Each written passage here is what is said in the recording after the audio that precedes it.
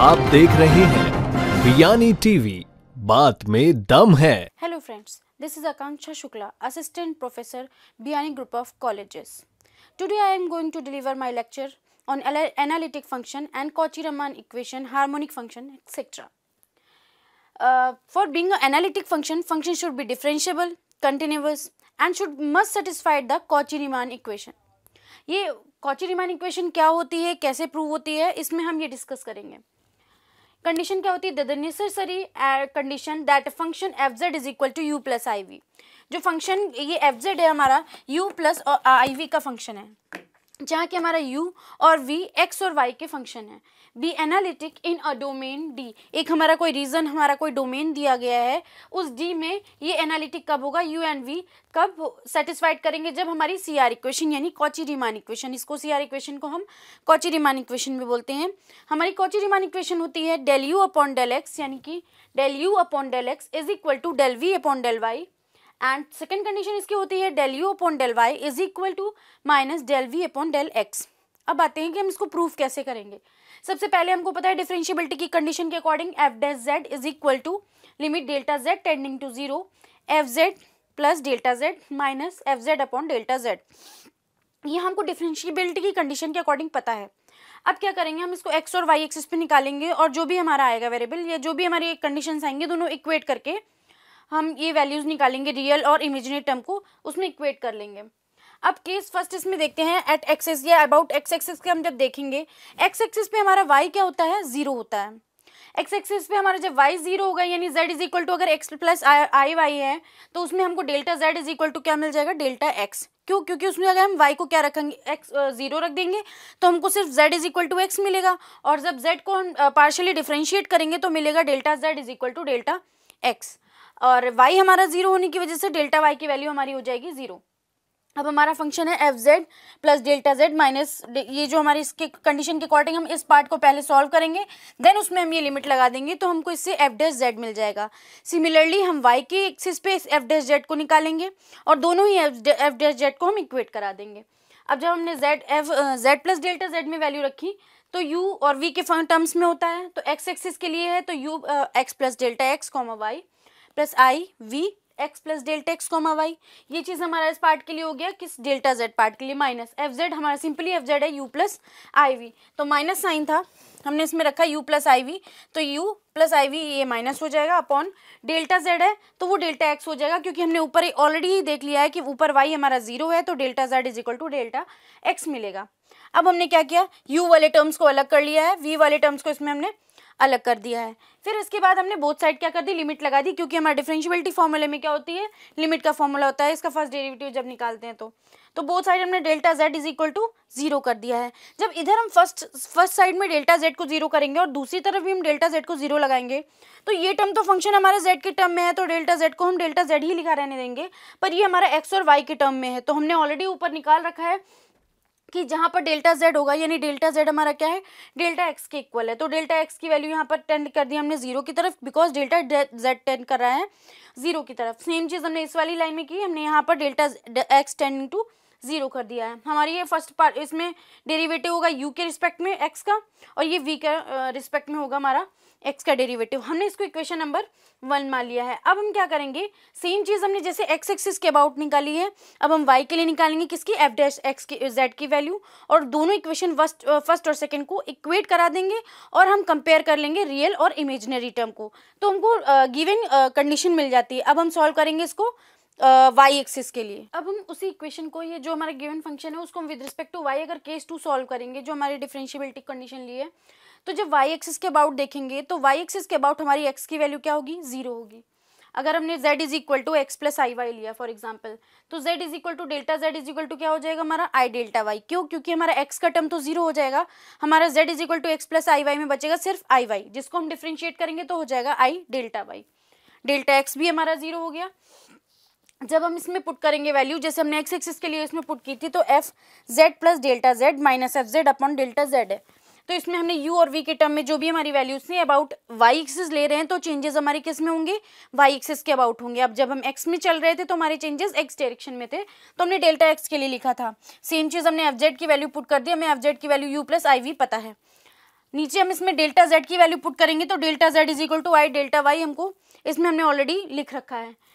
अब u वाले term जैसे एक्स एक्सिस के लिए किया था सेम चीज हम इसमें कर रहे हैं। u वाले टर्म एक तरफ कर लिए, v वाले टर्म हमने एक तरफ कर लिए। अब i जो v वाले टर्म में हमारा इमेजिनरी टर्म यानी i कॉमन हो रहा था आयटा, हमने आयटा कॉमन कर लिया।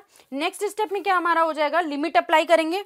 जब इस पार्ट में लिमिट अप्लाई करेंगे तो limit apply z delta z tending to zero करते ही ये क्या हो जाएगा एफ डैश जेड। तो क्या आ गया यहाँ पर ये एफ डैश जेड।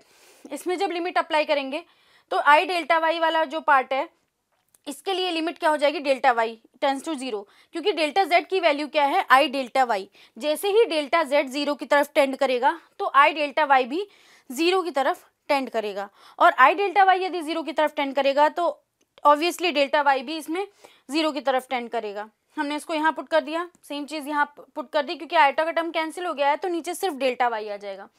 इसमें हमने फॉर्मूला लगाया तो ये हमारा हो जाएगा del u upon del y, 1 upon i common आ जाएगा। इसमें हमारा आयटा टर्म है नहीं तो ये बचेगा del v upon del y.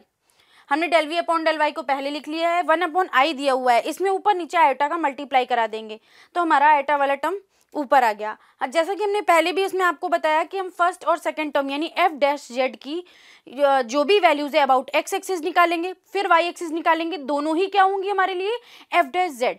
तो इक्वेशन फर्स्ट जो हम निकाल चुके हैं about x axis, equation second जो हमने अभी निकाली है अबाउट वाई एक्सिस, उन दोनों को हम अब अगले नेक्स्ट स्टेप में कंपेयर करेंगे इक्वेट करके। इक्वेट कैसे करेंगे, क्योंकि दोनों एफ डैश जेड है, इनको इक्वल करके कंपेयर करेंगे रियल और इमेजिनरी टर्म से, तो हमें गिवन कंडीशन मिल जाएगी। Now at the end of the question हम इसमें क्या करेंगे, क्वेश्चन फर्स्ट और सेकंड को हमने एफ डैश जेड था दोनों को इक्वल कर दिया है। On comparing real and imaginary term means हमने रियल टर्म यानी del u upon del x is equal to del v upon del y लिख दिया, और इमेजिनरी टर्म को कंपेयर कर दिया तो हमारा आ गया del v upon del x is equal to del u upon del Y.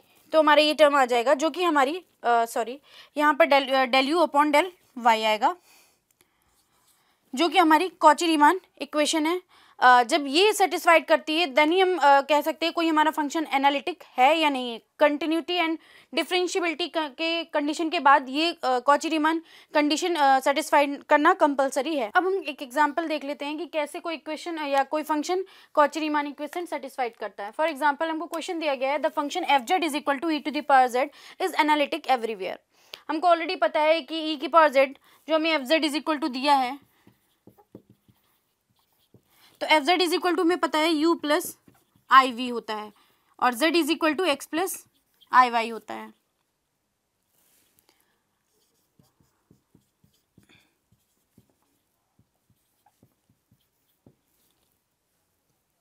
इस तरह से हमने इसको लिख लिया।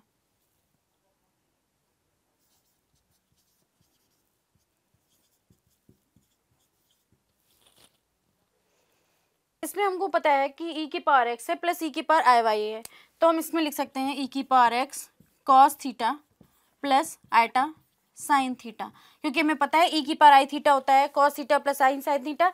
तो यहाँ थीटा की जगह क्या y है तो हम इसको y से रिप्लेस कर देंगे। अब हम इससे क्या करेंगे, कंपेयर करेंगे जब रियल और इमेजिनरी टर्म, तो u बराबर e की power x cos y and v is equal to e की पावर x साइन वाई मिल जाएगा।